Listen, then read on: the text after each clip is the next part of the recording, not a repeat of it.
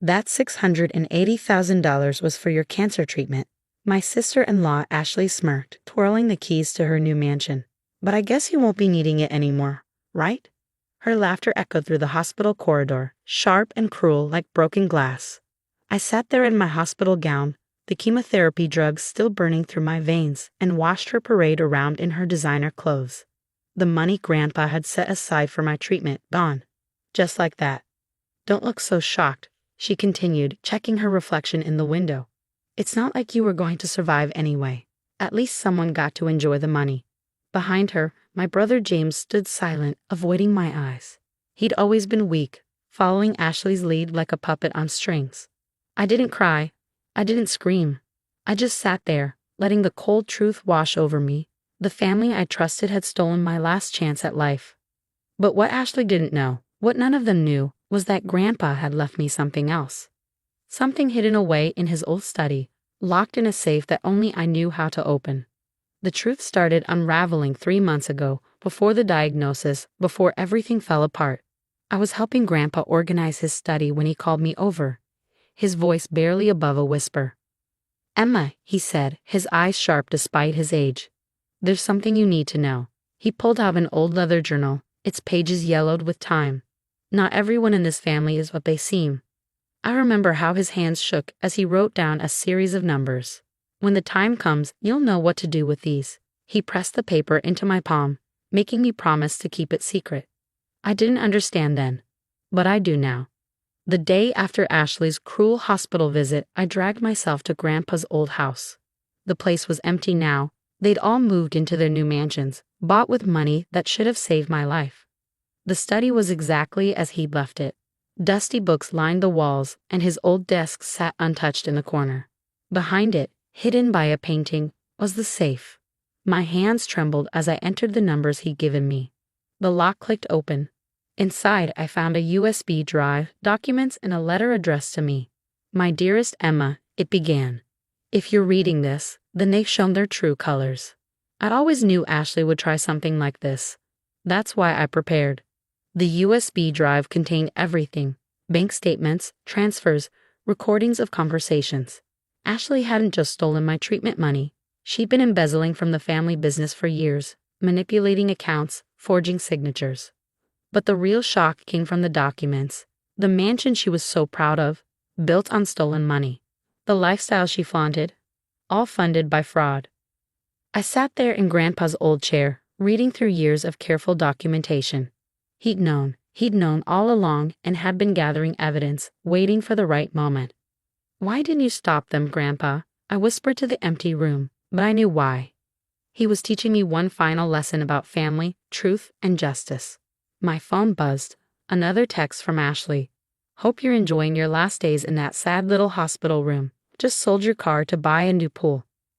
I looked at the message, then at the files spread before me. My hands stopped shaking. The weakness from the chemo faded, replaced by something stronger. Determination.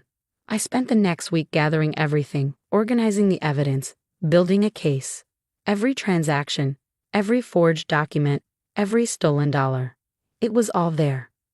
Then I made 3 calls, one to the family lawyer, one to the FBI's Financial Crimes Division, and one to a journalist I knew from college. A storm hit on a Sunday morning. Ashley was hosting a brunch at her new mansion, showing off her ill-gotten gains to her socialite friends. I watched from across the street as the FBI cars pulled up. Her scream when they handcuffed her echoed through the neighborhood. James tried to run but didn't make it past the garden. Their perfect world crumbled in minutes. The headlines the next day were brutal. Family fortune built on fraud. Cancer patients' treatment funds stolen by sister-in-law. $1 million mansion seized in federal investigation. But the real satisfaction came from the bank's call. "Miss Thompson, we've frozen the suspicious accounts and are working to recover the funds. Your treatment money should be restored within 48 hours. Ashley tried to contact me from jail. "You don't understand," she pleaded in a message. "I did this for the family. James and I deserve that money more than you." I deleted her message without responding. The family gathered for an emergency meeting, but I didn't attend. Instead, I sat in my hospital room, starting my first round of treatment with the recovered funds. The nurse came in, smiling as she checked my drip. Your color's looking better already, she said. I nodded, thinking of the safe, the USB, and Grandpa's final gift. Not just the money, but the means to expose the truth. Sometimes, I told her, family isn't about blood.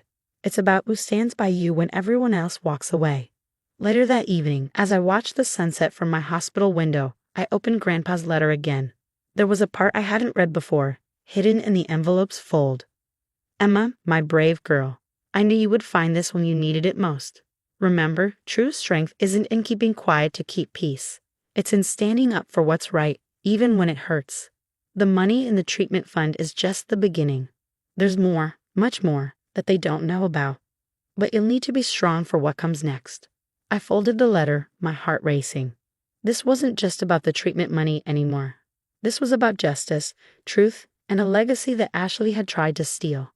The next morning, I received another call, this time from the family's longtime accountant. Miss Thompson, there's something you need to see. Your grandfather, he left instructions. The entire family trust, it's all in your name. I heard Ashley scream from the prison visiting room when she found out. The mansion, the cars, the lifestyle she'd built on stolen money, it was all crumbling. But I wasn't done. Not yet. Grandpa's safe had revealed more than just the fraud. It showed a pattern of deception going back years. Ashley hadn't just stolen from me, she'd been stealing from everyone. Manipulating, lying, destroying lives. As I sat in my hospital room, watching the chemotherapy drip slowly into my veins, I made a decision. This wasn't just about survival anymore. This was about making things right. The doctor came in, smiling at my latest test results. The treatment's working, she said. Your numbers are improving. I smiled back, thinking of the safe, the USB, and the truth that was still unfolding. Ashley thought she'd won when she stole my treatment money. She thought she'd broken me. But she forgot one thing. Sometimes the quietest person in the room is the one you should fear most. The nurse brought in my evening medication, along with a stack of papers. More evidence from the investigation, she said. They want you to review it. I took the papers, my hands steady now. The weakness from the chemo was still there, but something stronger was growing. Determination, purpose, justice. Tomorrow, I would start reviewing the documents. Tomorrow, I would begin untangling the web of lies Ashley had woven. Tomorrow, I would start rebuilding what she tried to destroy. But tonight, I watched the city lights twinkle through my window, thinking of Grandpa's words. True strength isn't in keeping quiet to keep peace. It's in standing up for what's right, even when it hurts. Ashley thought stealing my treatment money was the end of the story. She was wrong. It was just the beginning. The weeks following Ashley's arrest were chaos. Pure, beautiful chaos. From my hospital room, I watched their perfectly crafted world implode through news updates and frantic messages from family members. You have to stop this, James called, his voice cracking. Ashley's pregnant. She can't give birth in prison. I adjusted my IV line and replied calmly. You should have thought about that before stealing money meant to keep your sister alive. The investigation was spreading like wildfire, uncovering more than even Grandpa had documented. Ashley hadn't just stolen my treatment fund. She'd been systematically draining accounts from multiple family members, creating a complex web of fraud that spanned years. My phone buzzed again. A text from Ashley's lawyer. My client is willing to return 50% of the funds in exchange for dropping the charges. I screenshot the message and forwarded it to the FBI agent handling the case. His response was immediate. They're getting desperate. We found 3 more offshore accounts yesterday. The truth was, Ashley's perfect life had been built on everyone else's pain. She'd stolen Aunt Sarah's retirement fund, Cousin Michael's college savings, even Uncle Pete's medical insurance payments, all while playing the role of perfect daughter-in-law, successful businesswoman, and the family's golden child.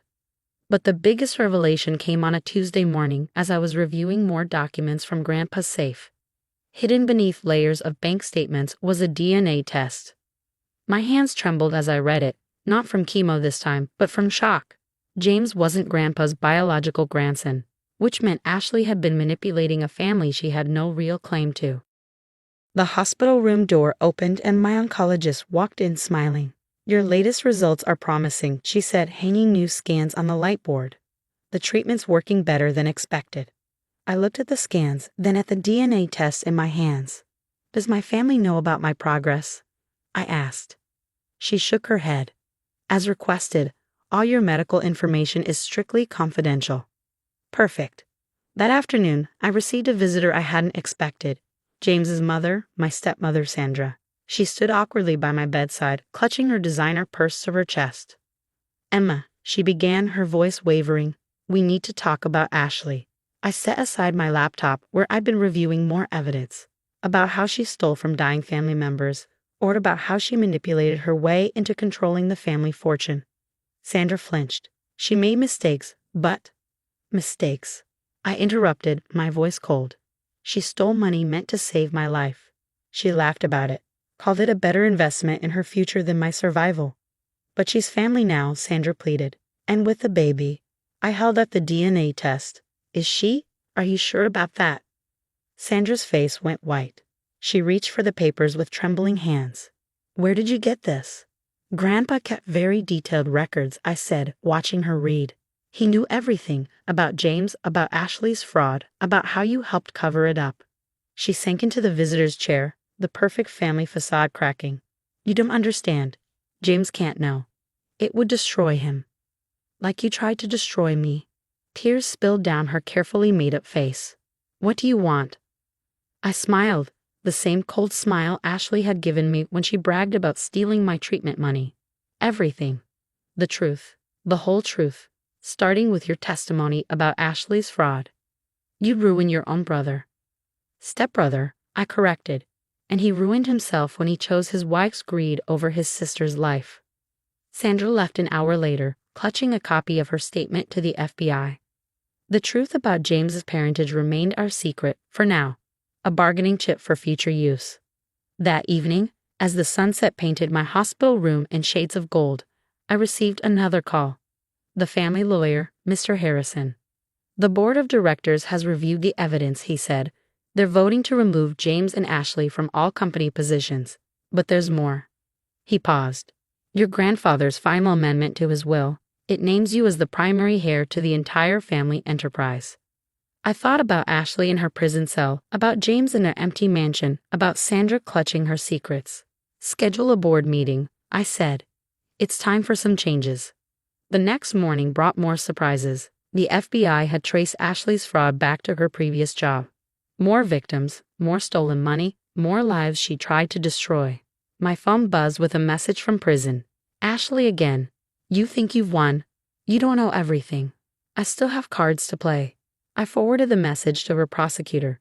Another threat to add to her charges. The nurse came in with my morning medication. You have more visitors, she said. Should I send them away? I shook my head. No, I'm feeling strong enough today. James walked in first, followed by his lawyer. Gone was the designer suit, the arrogant stance. He looked broken. Desperate. The house is being seized, he said without preamble. All our accounts are frozen. They're saying I was complicit in Ashley's fraud. Weren't you? He ran his hands through his unkempt hair. I didn't know the extent. I swear, Emma, she said it was just borrowing, that we pay it back. After I was dead? The words hung in the air between us. His lawyer stepped forward.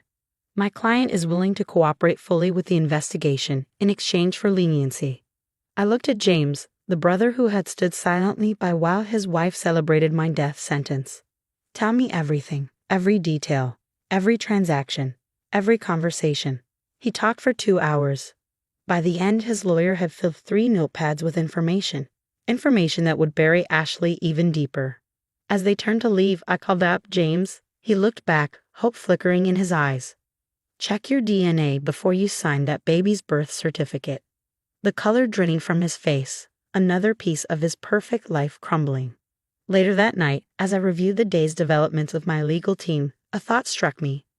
Ashley had been so focused on stealing money, on building her perfect life, that she never noticed the quiet power of truth. My oncologist's words from my morning checkup echoed in my mind. You're not just surviving, Emma, you're thriving. She was right. Every day Ashley spent in prison, every account they uncovered, every lie they exposed, I grew stronger. The treatment was working, yes. But this justice was its own kind of medicine. I opened my laptop and began typing, to the board of directors. It was time to rebuild what Ashley had tried to destroy. But this time, on a foundation of truth. The family empire wouldn't crumble. It would transform, and I would be the one holding the reins. Ashley thought stealing my treatment money would be her greatest triumph. Instead, it became her biggest mistake.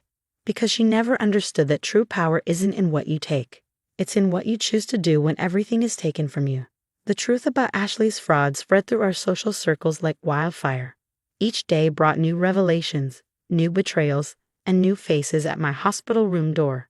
Some begging for mercy, others demanding explanations. But the biggest bombshell dropped exactly 1 month after Ashley's arrest.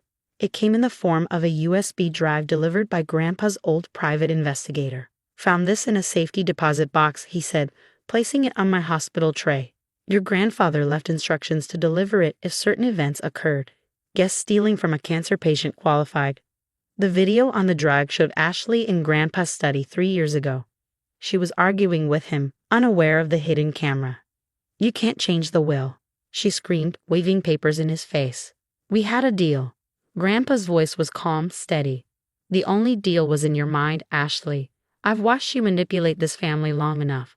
I'll tell everyone about James," she threatened. "About Sandra's affair. About how their precious hair isn't even a real Thompson." "Go ahead," Grandpa replied. "Truth has a way of surviving, even when people try to bury it." I watched the video 3 times, making notes of every detail. Then I sent copies to the prosecutors, the board members, and one special version to Sandra. Her response was immediate. A text. "Please, not yet. Let me tell him first." I replied with a single word. "When?" The next day, James visited again. His eyes were red, his hands shaking. "You knew," he said, collapsing into the chair beside my bed. "About me. About everything." I adjusted my IV line. "Grandpa knew. He told me to wait until the right moment." "Ashley's pregnancy." He swallowed hard. "It's not mine. DNA test confirmed it yesterday. The baby, she was having an affair with her old boss. The same one she stole money from." I let that sink in. Another of Ashley's perfect lies unraveling. "The funny thing is," he continued, staring at his hands, "I kept supporting her because I thought she was the only one who truly accepted me, even after finding out I wasn't really a Thompson." "Blood doesn't make family," I said quietly. "Actions do." He looked up, tears streaming down his face. "I let her steal your treatment money, my own sister. I stood there and watched her laugh about you dying. What kind of person does that make me?" "A weak one," I replied honestly. "But you can choose to be stronger now." That afternoon, James went to the FBI office. He spent 6 hours giving a full confession, detailing every aspect of Ashley's schemes he'd witnessed. His lawyer called it a complete cooperation agreement. I called it a start.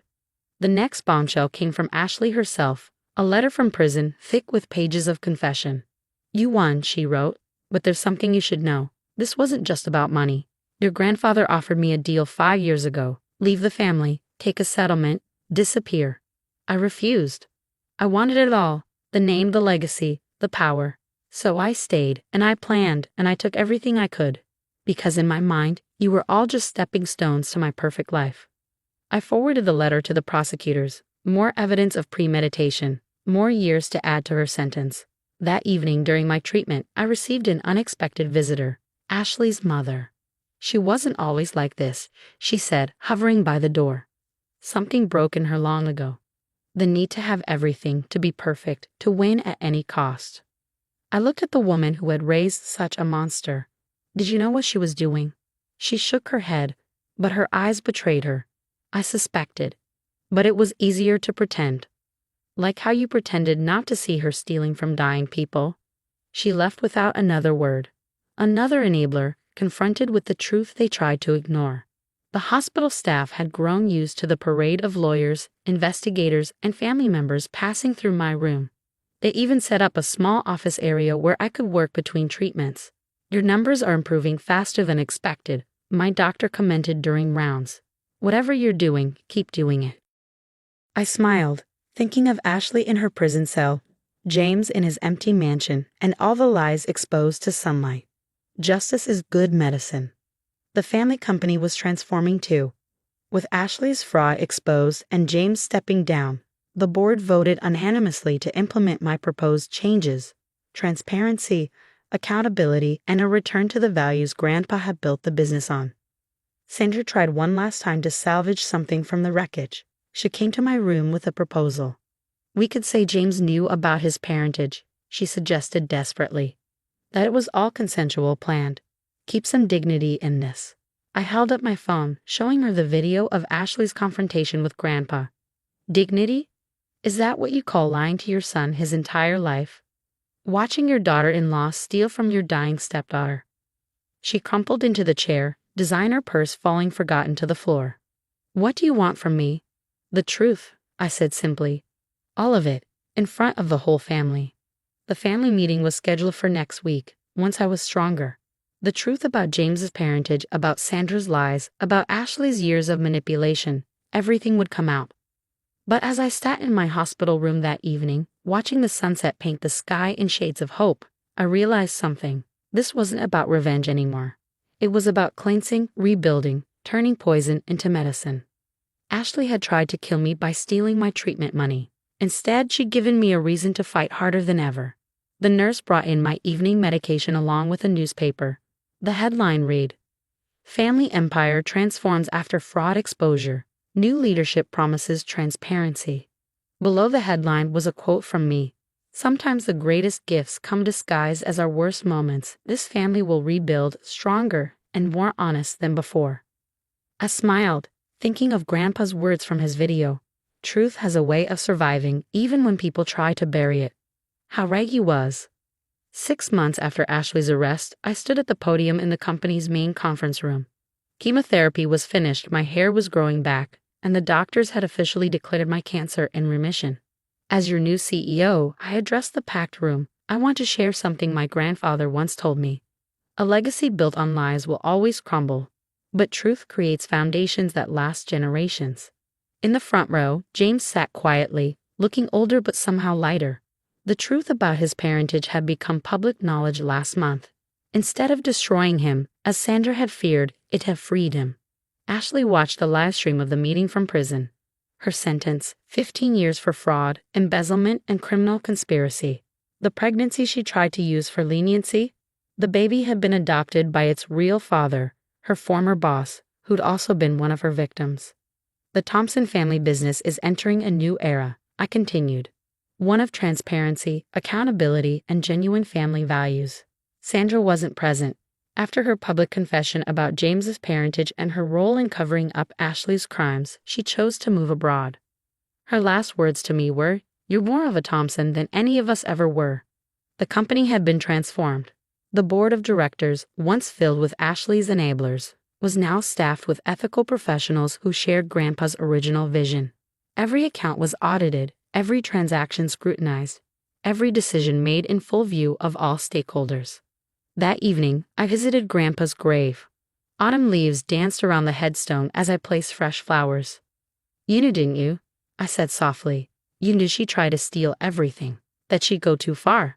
That's why you left me the evidence, the safe combination, the truth."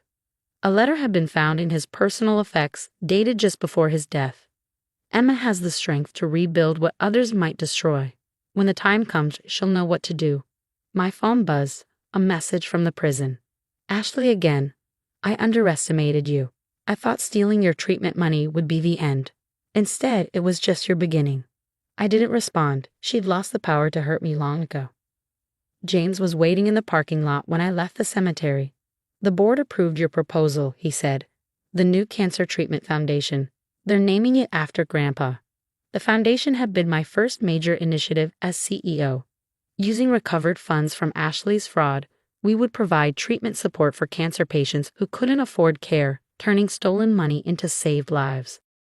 "Have you visited her?" I asked him. He shook his head. "Can't. Not yet.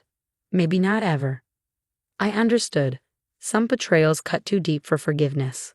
The company's stock had risen 40% since the scandal broke. Investors appreciated the transparency, the ethical leadership, the return to core values. What Ashley had tried to steal through fraud, I built through truth.